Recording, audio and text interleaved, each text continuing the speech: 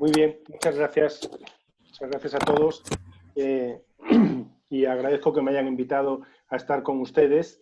Lo que voy a hacer es, lo suelo hacer aquí en España, cuando doy una charla, es que hago una ponencia muy larga, pero no se asusten, porque lo hago para que eso quede un documento gráfico, pero luego voy a ir a una velocidad variable, pasando muy rápido por aquello que creo que no tiene un gran interés y deteniéndome en aquello que pueda tener un poco más de interés. De todas maneras, si alguien quiere alguna pregunta, puede optar por intervenir en ese momento, si prefiere al final, estoy a su disposición, ¿no? Bueno, pues en el año 2018, después de 4 años largos de negociación, se aprueba un reglamento que a mí ya casi me cuesta trabajo decir nuevo, porque estamos en el 2020, el 2018-848, que es el primer reglamento que tiene la producción ecológica adaptado al Tratado de Lisboa y probablemente la mayor razón política por la cual se abordó este embate, ¿no?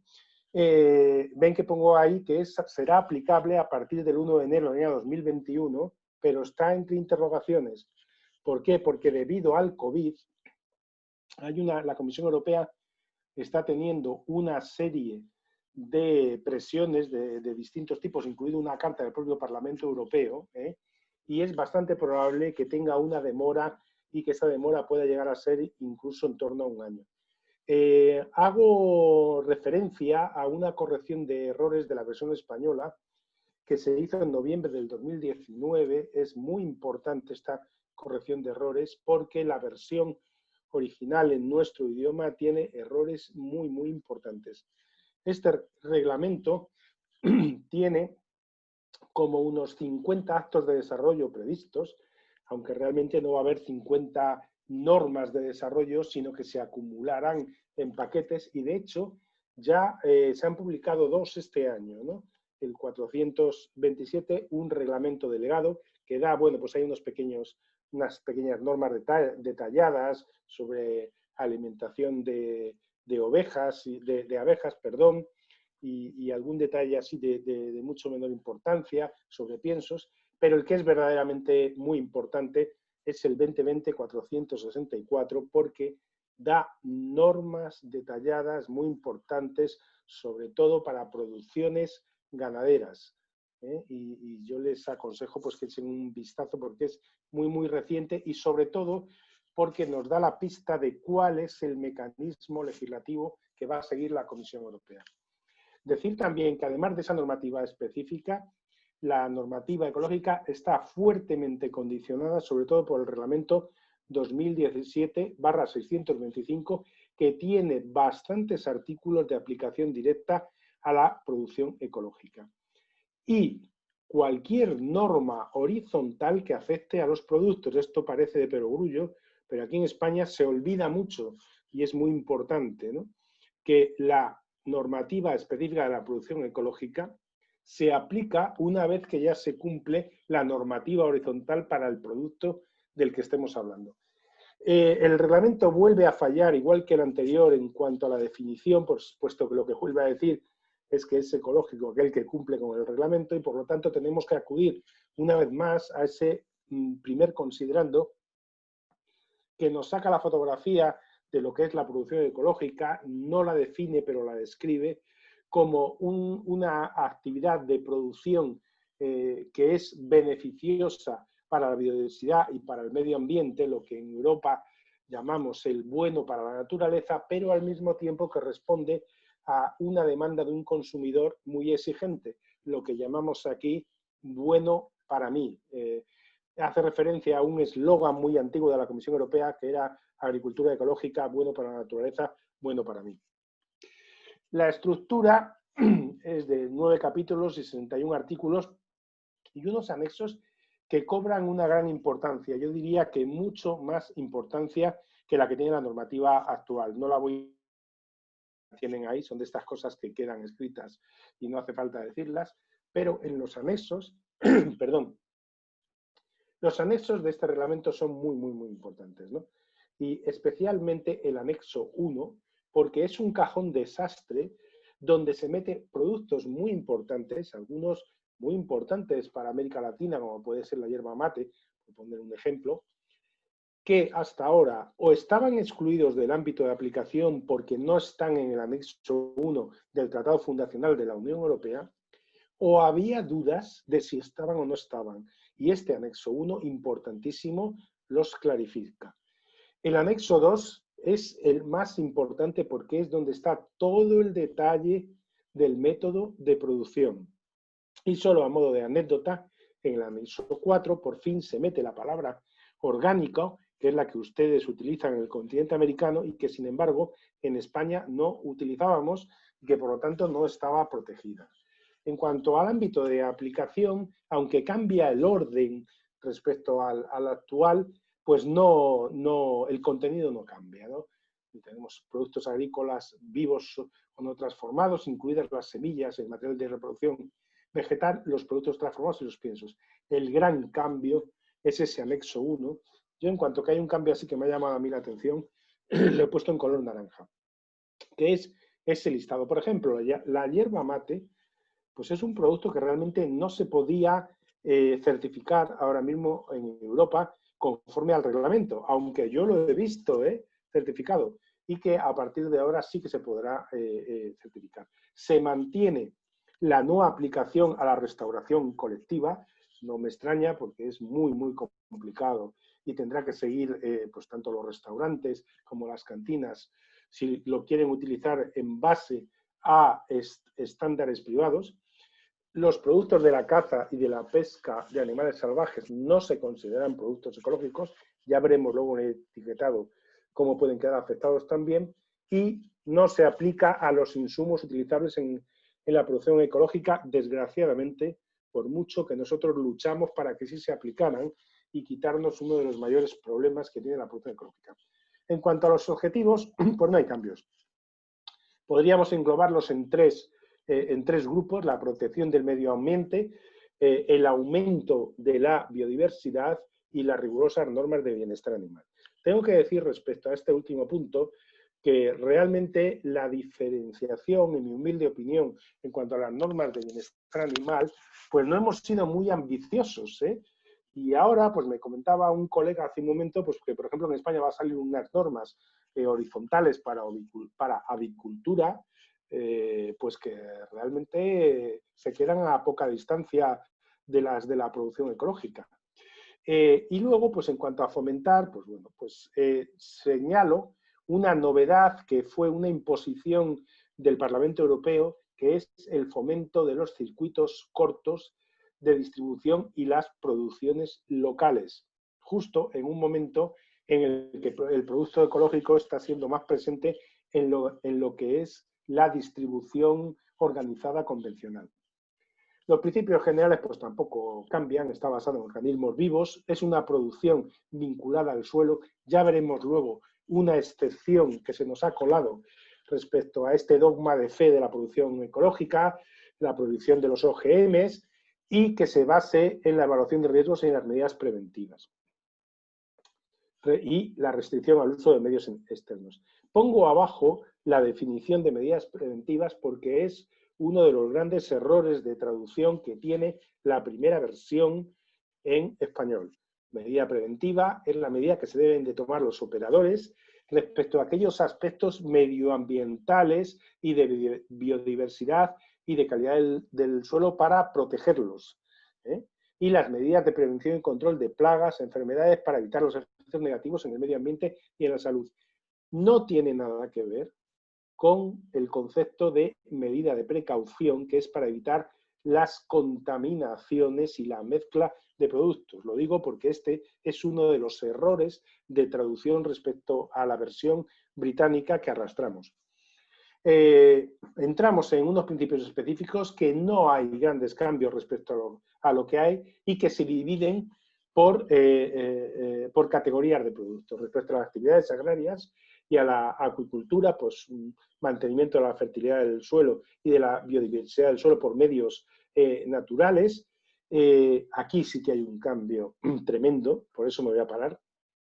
En cuanto al material de reproducción vegetal, se introduce un concepto revolucionario, que si les digo la verdad, todavía no sabemos muy bien lo que es y dónde va a llegar, que es el material heterogéneo y las variedades adecuadas, que las vamos a definir ahora un poquito más adelante, y lo demás, pues realmente no hay grandes diferencias, ¿no? En cuanto a la transformación, pues la exclusión de nanomateriales para adelantarnos a una realidad que ya está en la producción convencional. Y se mantiene un tema muy, muy importante que a veces pasa desapercibido en la transformación, que es la exclusión, la prohibición de sustancias y de métodos de transformación que puedan inducir error sobre la verdadera naturaleza del producto o que devuelvan propiedades perdidas. Ojo con los productos refinados, que devuelven calidades que ese producto ya no tenía. En España hemos estado a punto de tener un problema por esto con aceites refinados. Se mantienen las normas generales por la prohibición tanto de radiaciones ionizantes, la clonación animales o los OGMs, la posibilidad de producción paralela, ya veremos una novedad que hay aquí, y la necesidad de unos periodos de conversión que no cambian y que se mantiene además la posibilidad de comercializar como productos en conversión aquellos productos solo de origen vegetal que tengan más de 12 meses en conversión. Entrando ya en la parte específica y respecto a la producción vegetal, ahí tenemos esa excepción a ese dogma de fe que es la producción ligada al suelo hasta la roca madre. Es una cosa que forzaron, esto fue una de las líneas, ha habido dos líneas rojas que estuvieron a punto de hacer fracasar los 4 años de negociaciones. Esta fue una de ellas, porque era una imposición de los países nórdicos, Finlandia, Suecia y Dinamarca, que consiguieron una excepción, pero que tampoco es muy importante, porque solo dura hasta el año 2030 y solo se pueden acoger a ella los productores que ya en julio del año 2007 la llevaban a cabo, que es lo que se conoce como el cultivo en lechos demarcados, que no es otra cosa que cajones con tierra, porque la tierra se le congela en estos países y para evitar esa congelación tienen que poner cajones de madera o metálicos con tierra y claro, eso supone una ruptura del concepto de producción ligada al suelo. Sigue prohibida la producción hidropónica, los periodos de conversión oscilan entre 2 y 3 años y, en fin, por lo demás, pues no hay una gran novedad. Respecto a los fitosanitarios, fertilizantes y acondicionadores, se va a hacer un copia y pega de lo que hay actualmente en el Reglamento 889/2008. Aquí está la definición de ese material heterogéneo ecológico, que es esa cosa que a día de hoy no tenemos claro lo que es y que se están haciendo investigaciones al respecto.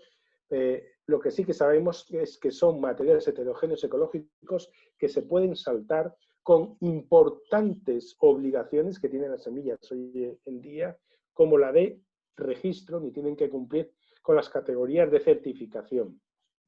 En definitiva, se pueden saltar las 12 directivas horizontales que hay para la producción de semillas y los obtentores necesitarán hacer una notificación a la autoridad competente, que en un principio creemos que no va a ser la de producción vegetal en Europa, sino la autoridad competente en materias de semillas, para que hagan la valoración de ese nuevo material vegetal y antes de 3 meses tienen que contestar, porque si no, se considera silencio positivo. Esto es un problema tremendo. Se hizo también por imposición, es la segunda línea roja que tuvo el Parlamento Europeo y con la opinión en contra de todos los Estados miembros. Y luego otro concepto nuevo es lo de variedad ecológica apropiada o adecuada para la producción ecológica, que en el fondo lo que recoge es lo que son las actividades de mejora vegetal, ecológica y un poco pues define cómo tienen que ser, ¿no? Respecto a la producción ganadera, no hay grandes novedades, excepto 2 cosas. Un endurecimiento de la exigencia de los piensos de la propia explotación, que pasan del 60 al 70% en herbívoros a partir del 23 y del 20 al 30% en porcinos y en aves de corral. Una cosa que salió con el voto en contra de los países mediterráneos, donde llueve poco y donde realmente pues, nos resulta muy difícil conseguir esos piensos de la propia explotación, pero en fin, Aquí los países del norte de Europa ganaron por goleada. Siguen estando prohibidos los tratamientos alopáticos, pero salvo en caso de necesidad, obviamente no se va a dejar morir a un animal, en cuyo caso el tiempo de espera correspondiente para el producto utilizado se multiplica por dos y por supuesto que se pueden y se deben utilizar pues todas las campañas de vacunación, tratamientos antiparasitarios y otros programas que sean obligatorios. En cuanto a las normas nacionales, ven que hay ahí dos novedades porque las pongo en color naranja, pero en realidad yo pondría tres. Es que por primera vez se dan normas detalladas para la cunicultura, para la producción de conejos y para los cérvidos. Y luego, aunque no está señalado en rojo, pues yo metería también las aves de corral, porque aunque ya las teníamos, pero realmente las que se aportan ahora a partir de este nuevo, tanto en el anexo 2 del 848, como lo que ha entrado a través del reglamento de ejecución que he mencionado al principio, publicado en marzo, pues casi realmente se puede decir que es un cambio novedoso, aunque no lo sea, ¿no? Sigue habiendo unas normas de algas y para la acuicultura exactamente igual que las había antes en cuanto a las algas, diferenciando entre la recolección y entre el cultivo. Y luego la acuicultura ecológica, pues se sigue diciendo que se basará en la cría de alevines a partir de reproductores ecológicos y unidades de reproducción ecológica. Sin embargo, aquí seguimos teniendo uno de los mayores problemas de este tipo de producción porque no hay disponibilidad de alevines para ecológicos, con lo cual tenemos que seguir acudiendo a la excepción para introducir alevines de peces no ecológicos, pero como veremos después, la Comisión tiene una intención muy clara en este reglamento, una gran novedad, de poner fecha de fin a las excepciones, con el fin de forzar a los sectores a que den el paso a utilizar todas las producciones ecológicas y no acudir de manera general, como ocurre con los alevines o con las semillas, a las excepciones. En cuanto a los alimentos transformados, pues tampoco hay grandes novedades. Tienen que ser a partir de ingredientes agrarios ecológicos, pero también hay una excepción, como vemos a continuación.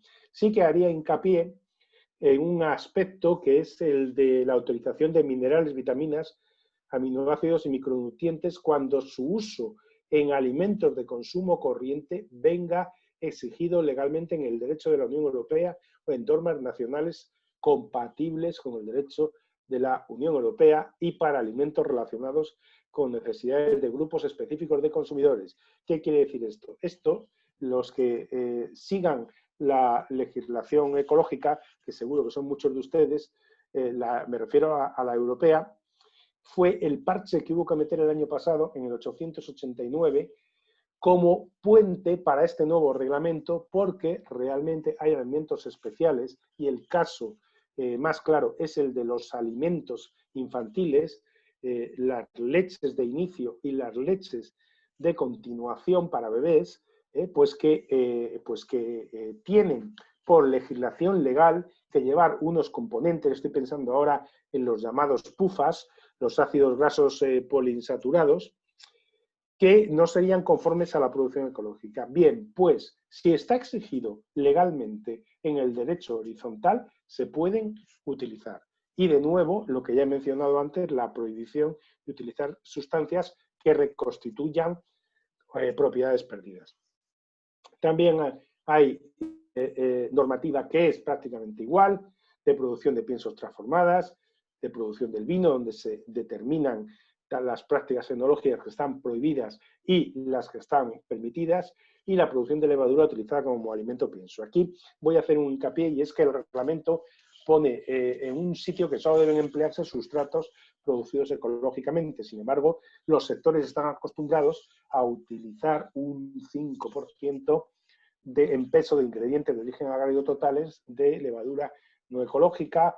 En el año 2018 una carta interpretativa de la Comisión Europea diciendo que solo se podían utilizar levaduras de producción ecológica, pero como al parecer no las hay en las calidades y en las peculiaridades que se necesitan, la Comisión Europea, por primera vez desde que yo trabajo en el sector, 13 años, ha dado marcha atrás en una carta en el año 2019 y confirma que se puede seguir utilizando ese 5% en peso de levadura no ecológica. Esto ha sido un pequeño terremoto aquí en Europa. También se regulan las normas excepcionales de producción en las circunstancias catastróficas.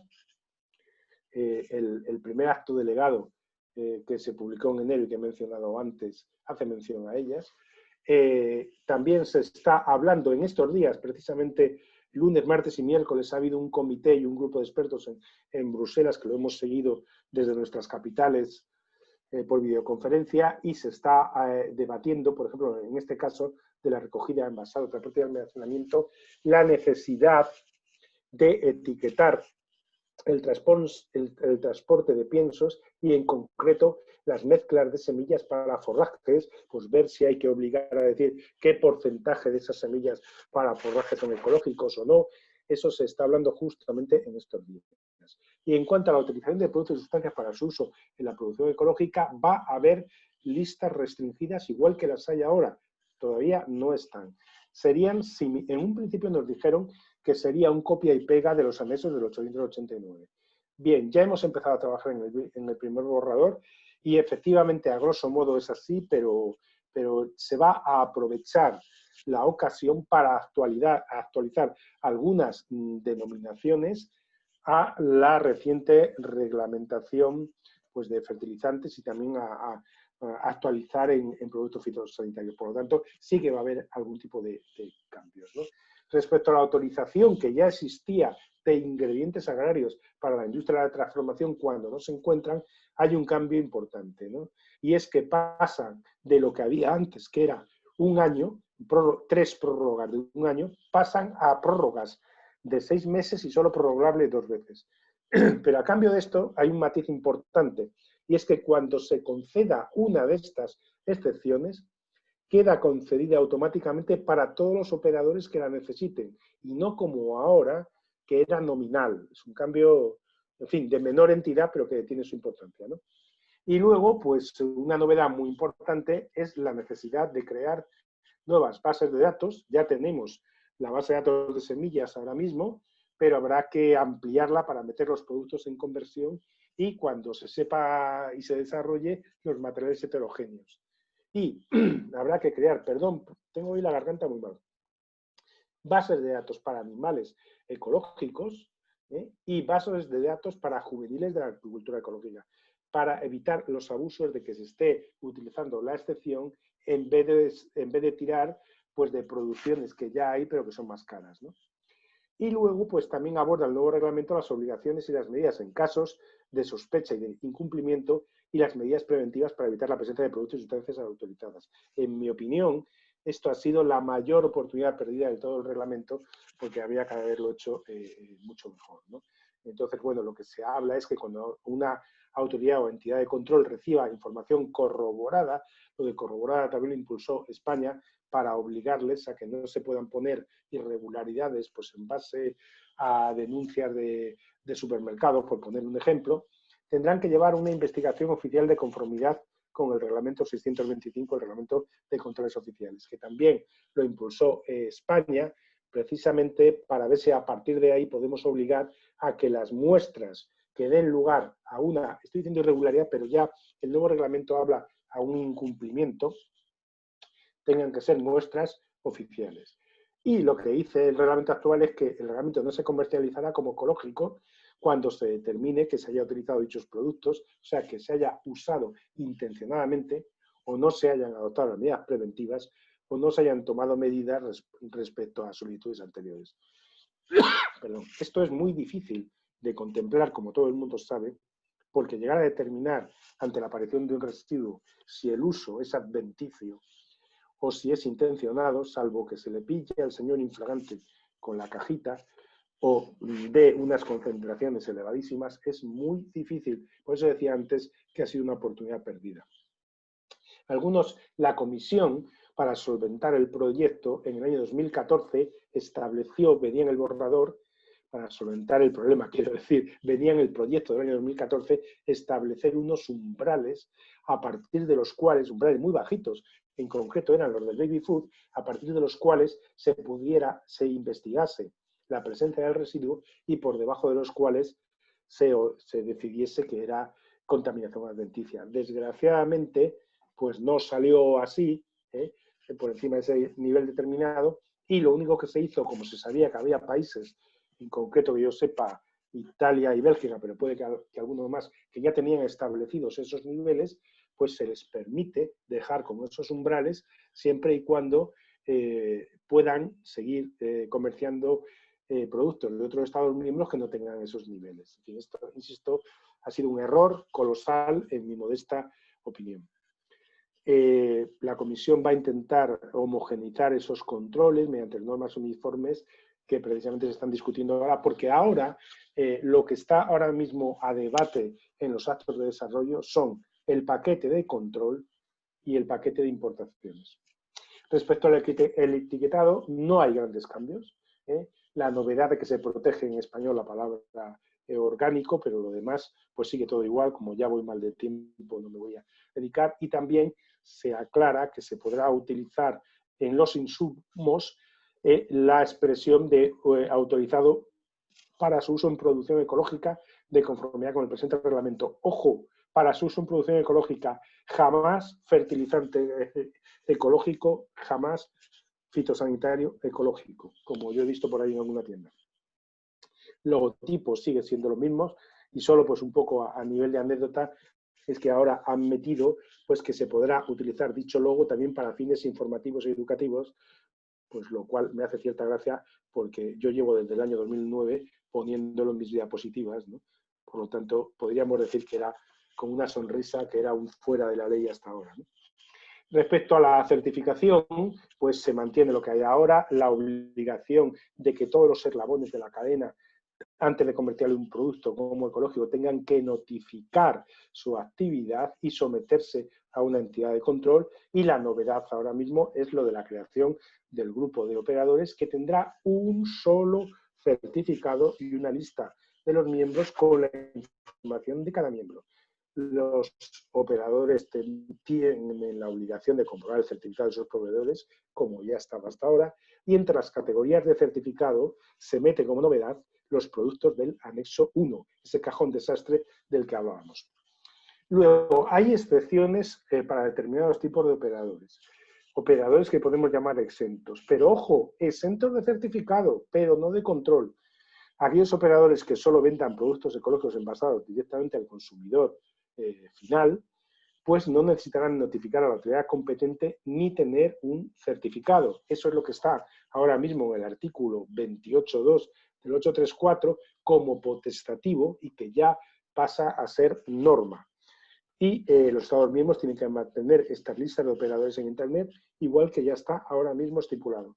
Y la gran novedad es la segunda parte, que los Estados miembros podrán eximir de la obligación de estar en posesión de ese certificado a aquellos operadores que solo vendan directamente al consumidor final productos a granel, siempre y cuando no sean piensos y siempre y cuando cumplan pues, con una serie de condiciones económicas que están ahí puestas, ¿no? Y la gran novedad del grupo operador, yo hablo de gran novedad porque en Europa no estaban permitidos. Yo sé que en América sí, pero esto estaban permitidos para las exportaciones a la Unión Europea a través de unas directrices de la Comisión Europea, pero no reglamentadas, mientras que ahora el grupo de operadores pasa a estar reglamentado, ¿no? Ahora mismo se está, como veremos ahora, esta misma semana, se ha estado debatiendo determinadas exigencias de los sistemas de control interno. Los Estados miembros, los miembros del grupo, perdón, deberán cumplir con una serie de requisitos mínimos para poder entrar en un grupo de operadores. Están en el reglamento, no he querido ponerlos. Estarán establecidos en un Estado miembro o un tercer país que estarán ustedes de acuerdo, que es lo mismo que no decir nada, ¿no? Porque, lógicamente, si no están en un Estado miembro de la Unión Europea o en un tercer país, pues ya me dirán.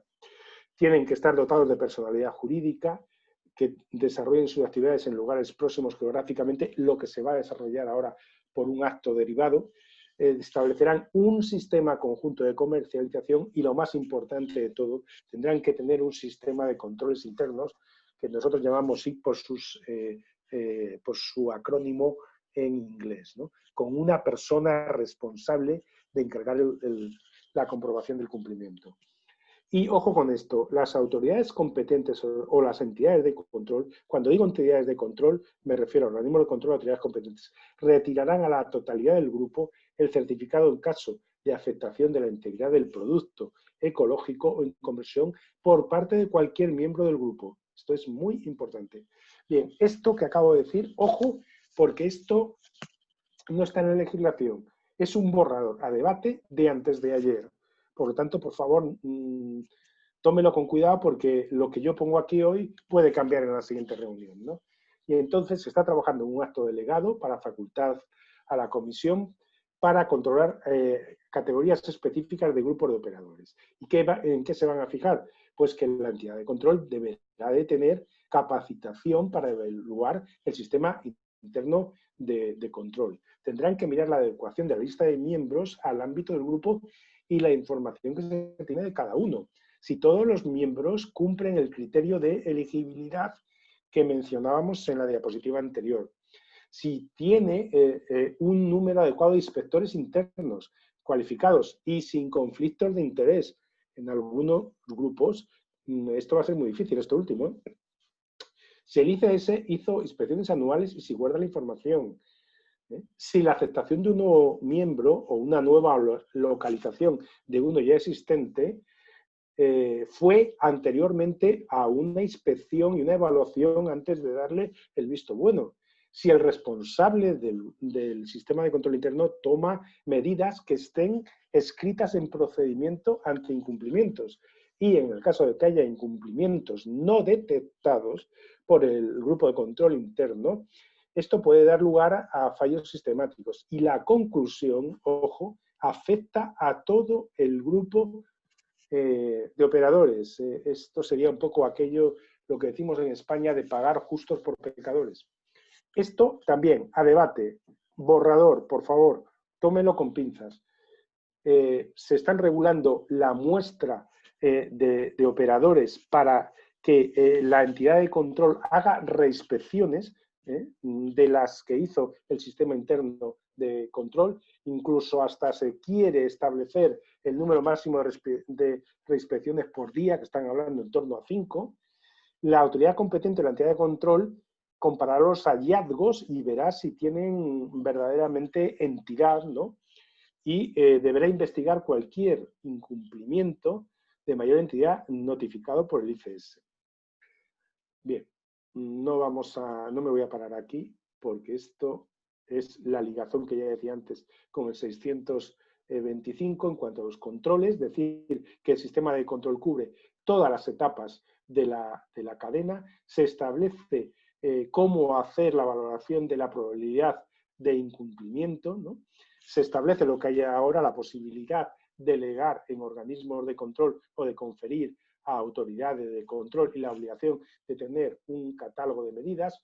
Una novedad importante es que la inspección física anual se puede demorar a 2 años si hay 3 años consecutivos sin problemas de un operador y que se considere de un bajo grado de nivel de riesgo.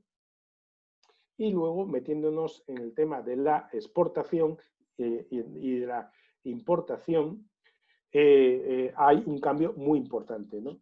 Realmente es que el modelo principal va a pasar a ser el sistema de cumplimiento establecido en el artículo 45, por el cual teóricamente los productos producidos en terceros países tendrán que cumplir exactamente con lo que tienen que cumplir en Europa, es decir, que no serán equivalentes. El segundo mecanismo que se establece es el de una equivalencia, pero no ya en un acuerdo administrativo bilateral como el que hay hasta ahora, sino en el marco de un acuerdo comercial, por ejemplo, como lo que se ha hecho con Chile. Y luego el tercer caso sería mantener hasta el año 2025 la lista de los 13 países equivalentes, aunque luego tendrán que negociar en base a un acuerdo comercial. Y lo que desaparece en el año 23 es los organismos de control del llamado 33.3 autorizados como equivalentes, ¿no? Bueno, se establecen las condiciones para importar un aspecto muy importante es en el artículo 45, un elemento de flexibilidad que se podrán conceder autorizaciones especiales para productos y sustancias en terceros países y en regiones ultraperiféricas de la Unión Europea, por ejemplo las Islas Canarias, por 2 años renovables y, ojo, por diferencias en el equilibrio ecológico, condiciones climáticas, por tradición, esto es lo más delicado, y por condiciones locales, y la Comisión Europea establecerá cómo podrán ser esas excepciones.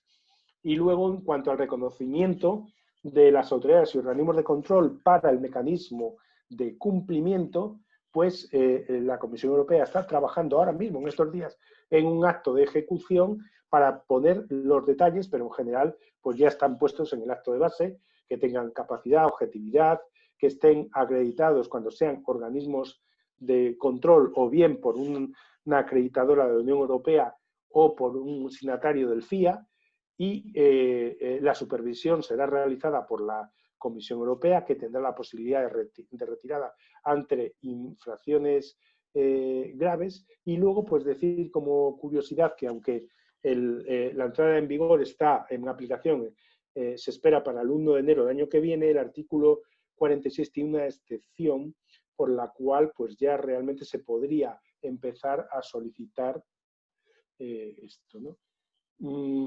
Hay un penúltimo capítulo de disposiciones generales donde viene lo que comentaba antes de una fecha para el fin de las excepciones del material de reproducción vegetal y de animales de reproducción vegetal en el año 35, que pudiera llegar a adelantarse al año 28 si las bases de datos dicen que ya tienen existencias.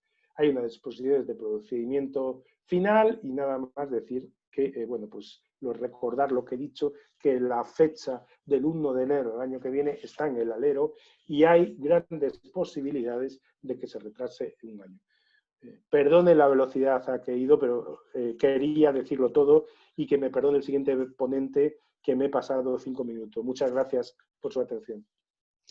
Muchas gracias, José Miguel. Sí, bueno, solo te has pasado 4 minutos, lo has hecho excelente. Muchísimas gracias. Nos queda súper claro todos estos nuevos cambios en la normativa y supongo que debe haber muchísimas preguntas también. Sin embargo, tengo noticias que solamente nos vas a poder acompañar durante media hora más. Entonces, bueno, quisiera primero corroborar si eso es así. Bueno, puedo continuar un rato más. Es que efectivamente tenemos mañana una reunión muy importante. He cambiado de jefe, ahora tengo una jefe y tengo mañana la primera reunión y efectivamente tengo que preparar la reunión, pero puedo seguir con ustedes un rato más y será un placer seguir. Muchísimas gracias, José Miguel. Entonces, les propongo hacer una cosa. Vamos a presentar ahora a Facundo Soria, que nos va a dar su exposición. Y mientras Facundo va haciendo su presentación, les voy a pedir que todas las preguntas que tengan para José Miguel las vayamos poniendo en el chat. De tal manera que apenas concluya Facundo, podamos hacerle las preguntas a José Miguel y después hacemos las preguntas a Facundo. Entonces,